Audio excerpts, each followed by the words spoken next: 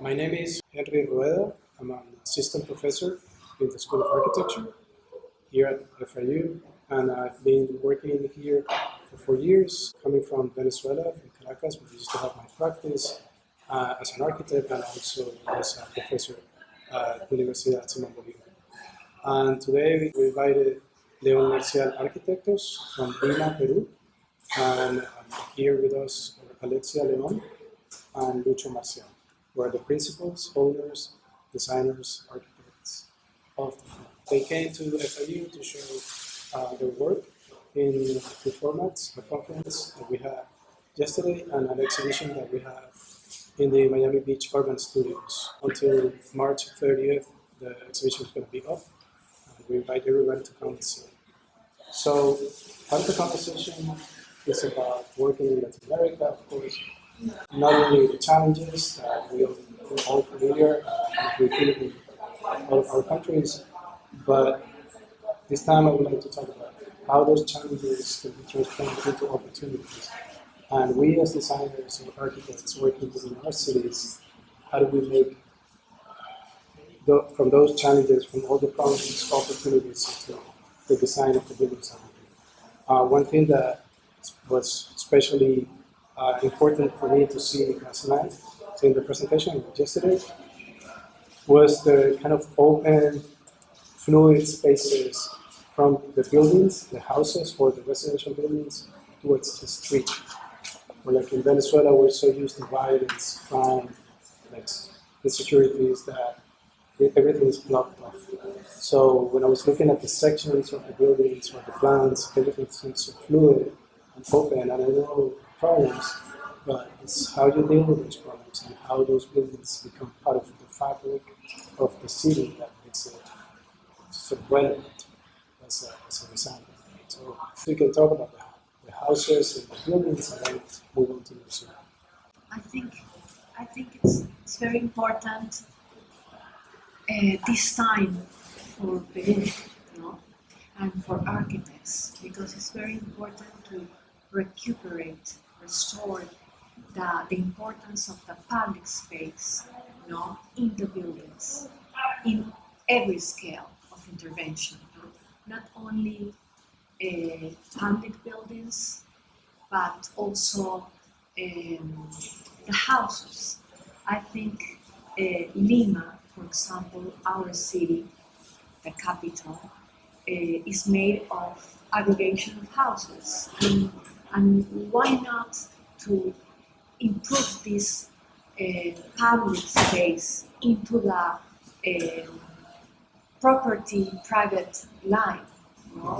I think it's very important to address that challenge, because we need to convince people to try to recuperate the street, because the street is for people, for our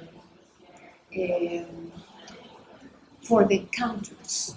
I think that is quality in architecture, and especially in our context after terrorism, from the 80s, that all the people start closing their facades to the street because they have a lot of fear. So I think that architecture has to try to push people to the street. I think that is very, very important. As you were introducing the subject, Henry, I was thinking, working in Latin America, there's really so much to do, and there's so much that I think you can do. It's a great motivation, I think, for us. So you actually do feel, in a way, that the work that you're doing, even if it's a small building or teaching in school, social housing, sort of sharing these ideas about public and private life, and reintroducing even ideas that we have read about perhaps many years ago from Jane Jacobs, and how the closing up of the streets actually makes them more dangerous. But I do think there's an incredible amount of motivation personally, just seeing how much there's that we can do. Yeah, one thing that is kind of going back to what you were saying, Peñalosa, the mayor of Bogotá, who started the transformations, he used to say the sidewalk is the space of democracy.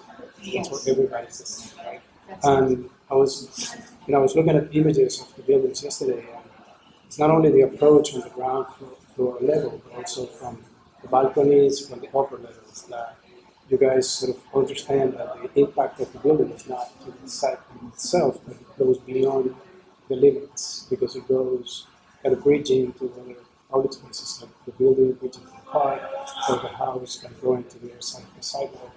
And it reminds me of sort of the role of the architect in our societies, which is way stronger than what it is in countries like this, where there's a legal framework, the sort of code, ordinances, restrictions, but also the power of the institutions.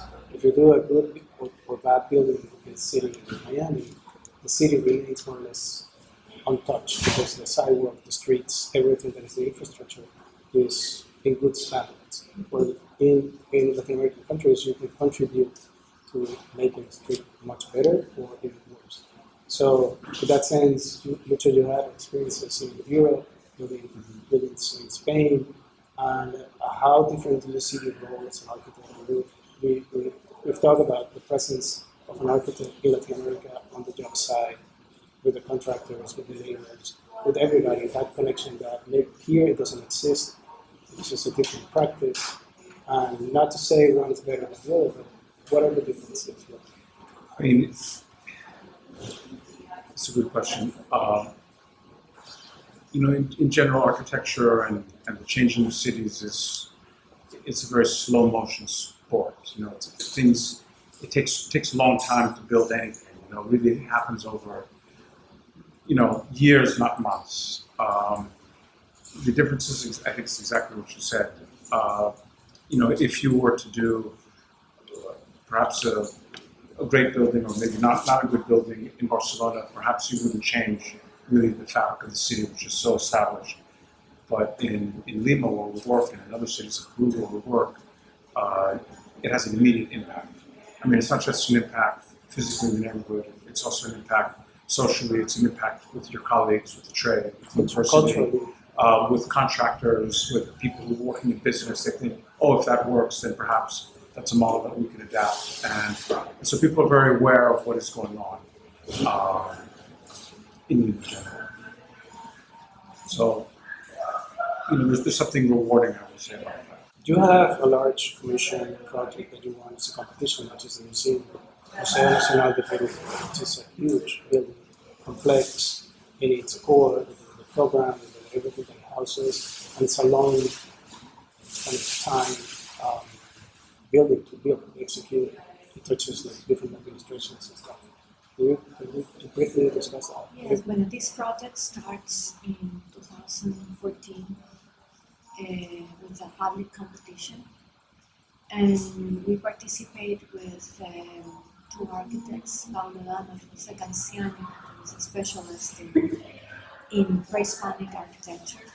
And we think that in the moment was super important, because the project, the museum, is part of the buffer zone of the archaeological sanctuary of Pachacamac, that in itself express different layers of cultures.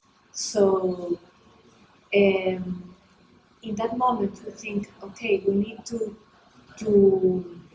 join forces and have a lot of conversations and try to make a very strong proposal for the place, trying to understand that heritage, national heritage, is not only archaeological places. They are super important, but at the same time, the urban developments that surrounds the place, for us, are our heritage too. The agricultural lands are equally important. The Pacific Ocean with its islands, or industrial area, and all is part of our contemporary culture. So for us, we try to propose a building that is a kind of mediator of these different elements that are part of the character of the place. And we start thinking in that. And the archaeological place is give the people like a very external experience in outdoors areas. And we try to create insight, an inside place for the people that can keep the artifact, the cultural artifacts, that restore the artifacts, but that also give public functions, public educational programs, that are very important, because that museum will work as a university for the people that lives near to a place. Yeah, and for, I think also, not just for archaeologists in Peru, but also the museum was a way, I think, of putting an infrastructure at of a certain size and quality that would also invite international exchange, and for people to understand that Peruvian archaeology, Peruvian culture isn't just the Incas, but it's also Chavin, and it's Chancay, and it's Paracas, and it's Inca, and it's Nazca, and it's so many other cultures that are going back literally thousands of years. And it's not only archaeological, but also all the cultural Peruvian expressions now. So that is because it's the National Museum of Peru, a place of a lot of interactions, a place to find our own identity through. Yeah, and I think with that in mind, the building has been thought of as an infrastructure, something that's going to change over the years. Absolutely what we consider identity now, in 50 years and 100 years, will be very different.